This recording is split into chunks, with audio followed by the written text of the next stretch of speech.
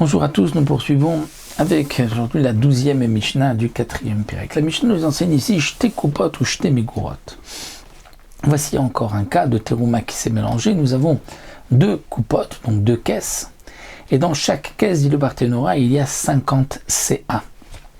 Ou Shte Megurot, où nous avons deux Megurot, c'est-à-dire ou deux réserves, comme nous avons vu, de tas de récolte, où il y a aussi dans chaque tas 50 CA.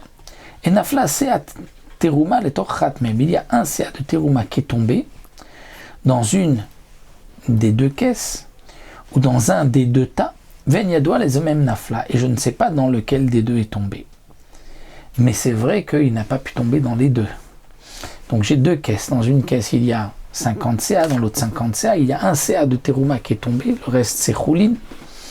Est-ce que je vais dire, puisqu'en tout j'ai 100 devant moi contre 1 de terouma, ça s'annule? Je vais dire non, puisque la terouma est tombée dans 50. Eh bien, malot zoetzo. Une caisse va s'associer avec l'autre, puisqu'en tout il y a 100. Eh bien, on pourra dire que le tout annule la terouma. Le Barthénora précise aussi que si on veut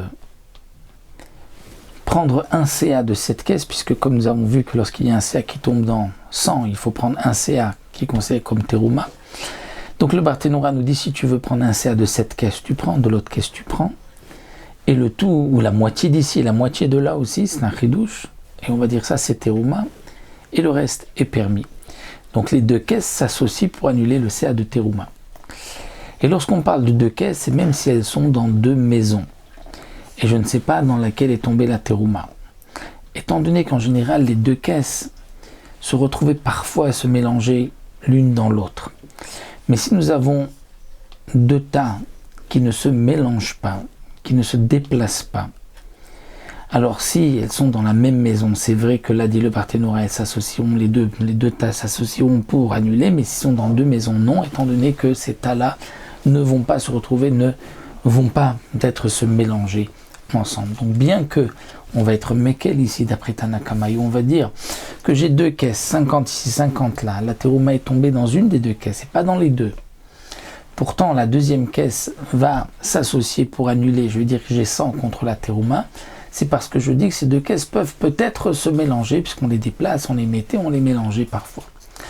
Rabbi Shimon Omer, Rabbi Shimon vient dire, même si elles sont dans deux villes différentes, eh bien on pourra les associer pour annuler la terouma qui est tombée. Donc là nous verrons Bezrat Hashem dans la 13e Mishnah un cas donc aussi avec un digne comme ça de mélange. Nous verrons Bezrat Hashem pour la dernière Mishnah du Pérec.